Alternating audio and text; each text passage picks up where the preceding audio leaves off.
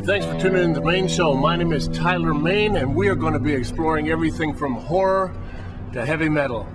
Come on, let's go see a friend of mine. Hey, everybody. I'm over here at a friend of mine's house, Dan Roebuck's, but I don't know where the heck he is. He said, come over and take a look at some of his toys. So, Dan. Oh! Tyler Main, what are you doing here? You invited us over to come look at some of your that's right. toys. Right, yes.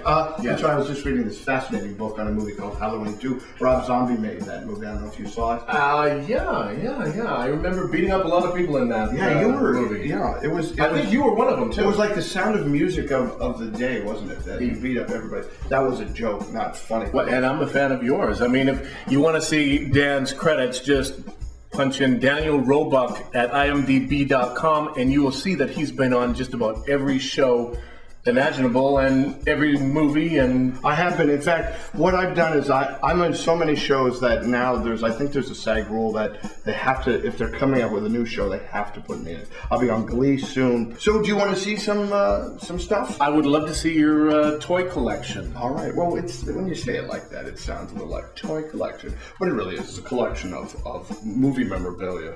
Oh, movie memorabilia. Yes, you'll have to say it pretentiously. Okay. Movie memorabilia. We're going to go see Dan Roebuck's movie memorabilia. Ooh. Welcome to Dr. Shocker's House of Horror. Wow, Dan. You have a lot of toys. Stuff. Yeah, movie memorabilia. Yeah, I like say it right. I like it's like Welcome to Dr. Shocker's House of Horror, or in the modern vernacular, an episode of Hoarders.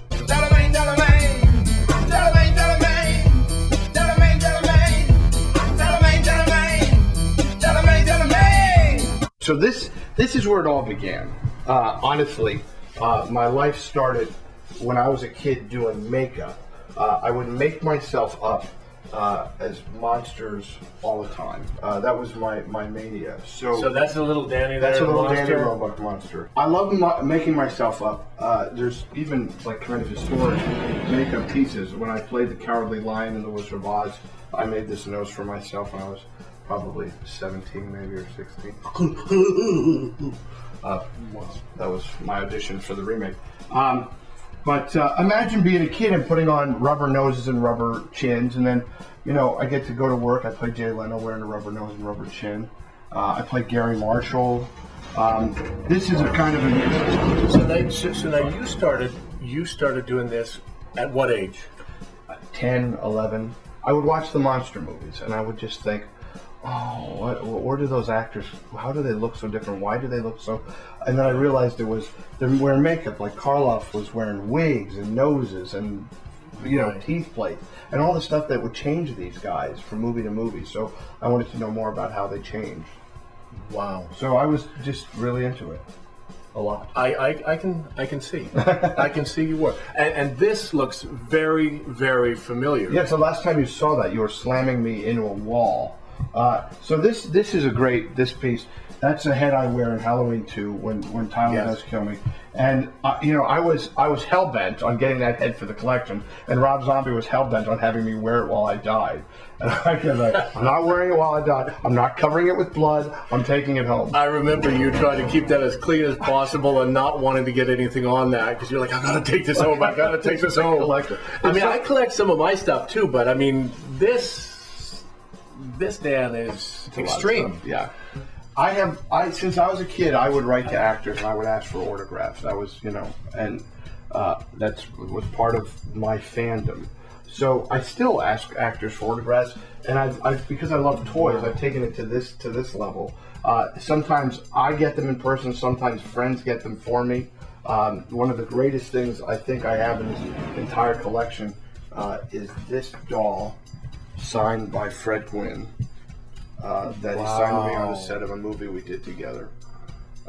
It says, Dan, you're a doll, Fred Gwynne. This is how this all began. Yeah, this was the first toy I got. You asked for that toy. Yeah, the whole museum wasn't even here until I got this one. You just started collecting for that. That's great. Yeah, when people say, what was the first thing you got? And I say, oh, it was my Tyler Main signed doll from Halloween. Okay, so we've talked about my toy, but I see... Yes. Yeah, we should pull that out. Look at it. Yes, let's pull that out. So now this toy, I hate to say, is a fantasy toy. It doesn't really exist. My buddy Jesse Adams gave me this for Christmas. He contracted this guy who made this for me. Very cool. Isn't that strange? So that is a one of a kind. That's a one of a kind. It's two of a kind. I had one made for the producers, and then the guy who made it did an exploded arse, which was not the full toy. It was he took the plastic and spray painted it red and threw an arm and a leg and some dynamite in it. Oh, very so it's an cool. exploded arse. However, Entertainment Earth, a toy company, will be putting out a Dr. Arse Nodder, one of those bobbleheads. That should come out in 2011. So I'm very excited. It would be I have been a mask. I have been drawn in Mad Magazine. I have been greeting cards. But never a bobblehead? I will be. Well, I'll call that an official toy. So once that happens, I will almost certainly die within moments. We have book. This is, of course, Dr. Shocker. Dr. Shocker is a character that you have played. Well, that's the Or that conjecture. you- We've never been seen in the same room at the same time. Oh. If that makes any sense. Oh, okay. People I can got find you. Dr. Shocker on YouTube. They can look up Dr. Shocker, me, Dr. Shocker. We did a great big spook show, a great magic show for the Alex Film Society. So he's a lot of fun, Dr. Shocker. He's a good guy. All right, so Don Post, this fella here, was essentially the guy who created the Modern Monster Halloween mask. But before Don Post came along, a Halloween mask was a skeleton, or it was an old man or an old lady, paper mache, or it was Mussolini or Hitler. And Don Post created like this monster mask. He actually licensed Universal Studios, the first guy to do it, and he put a Frankenstein mask out in that box. And you even have the live cast. Yeah, live mask. You've done that a couple times. I've done that. You've done that. Yeah, it's a fun process, isn't it? Yeah, I was just talking with Wayne Talks about that process. Oh yeah, and Wayne's actually done mine. You know, for Halloween 2, there's my face is ripped off because you ripped it, so they had to glue my face back and do a life cast like that, and then glue it back again. And I believe I broke your arm too. You did. You broke my arm and you ripped my face. And you're a son of a gun. I know. The funniest thing was when we were filming that, it was late at night, and you come running out of that room when I'm chasing you, flopping around like a chick. I have to. That was amazing. You can see what I love. Like, I love monsters. You can see that, right? Yes, you do. And I love Yes, them. you do. And that moment, it's hard to explain as an actor. When you guys, for the people watching, so sometimes on a set you can see that it's a soundstage. Sometimes you can see the crew behind you. Sometimes you can see any of that stuff. That was unique because we were shooting in the specific location that they built. So it was like being in a hallway, and the crew was deep. They were shooting on a long lens, and it was dark. So I couldn't see them behind you. And there was the first time I asked. Remember, I said, "Could you make a noise so I know?" And Yes. I said, "Damn!" Yes, you did. And I turned around, and to see Michael Myers, and you didn't walk, you ran at me.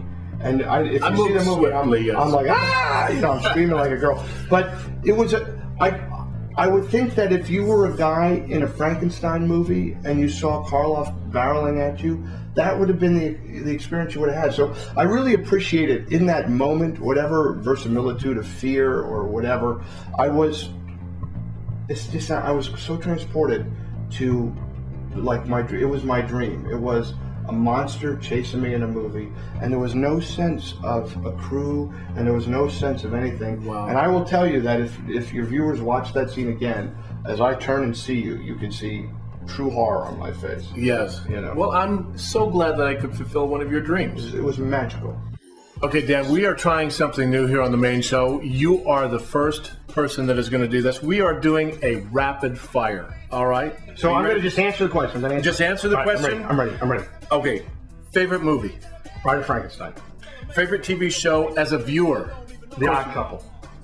The original with Tony Randall and Jack Klugman. Favorite music? Broadway show too. Wow. Okay. Favorite food? Lowry's Prime Rib. Star Wars or Star Trek? Star Wars, the original, not the dumb new one. Fair enough. Han Solo, Indiana Jones. Indiana Jones. Xbox, PlayStation. Neither. What? No, neither. We're not tight. No, none of that. I'm very. I would rather see a play or watch a TV show. G.I. Joe Transformers. G.I. Joe, come on, Kirk Picard. Kirk. Even though I worked with Picard, Kirk could kick his Spider-Man or Batman? Batman. iPhone or BlackBerry? BlackBerry. Now, this last question is Last question. boxers or briefs? Don't check. Come on, no. Boxers. Boxers. So this right here, this is maybe what the Dr. Shocker experience is going to become, and less toys and more life-size figures. Like I told you, I love the Wax Museum when I was a kid. So before everybody goes, I want to show you my little show here of monsters. Yes. Now, this is pretty elaborate. Yes. How did you come up with this? Well, I have great friends, and they all helped me build it. I can't take any credit. We pulled that thing that Dracula's standing in front of. That was actually at the Movieland Wax Museum, and you would see their Dracula through it back in the early 60s. And when they took the museum down, we found that, and I stored it for a year and a half with my wife saying, get rid of that. And I said, no, there's going to be something for it. So we built the cave, carved the stuff. Those curtains are also from Movieland, so there's some fun Movieland stuff here. That is amazing. Yeah. Dan, I want to thank you for being on our show. Thank you very much for having me. And it has been a pleasure. Dan Roebuck, and you've been watching the main show. And you can go to the Daniel Roebuck fan page on, what is that thing called that everyone goes to? Facebook? Facebook? Please Yes, become Facebook. a fan on Facebook, or go to danielroebuck.com, and you can learn everything that's coming out. Thank you. Very cool. All right. Look Thank at you the for box of being a monsters. guest. He's alive! Alive! The Bride of Frankenstein.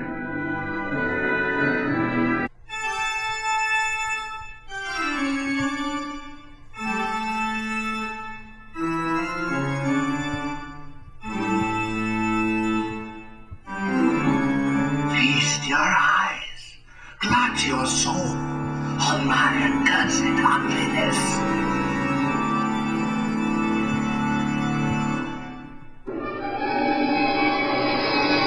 What is it you found? I don't know what you call it. It sounds incredible, but it appeared to be human.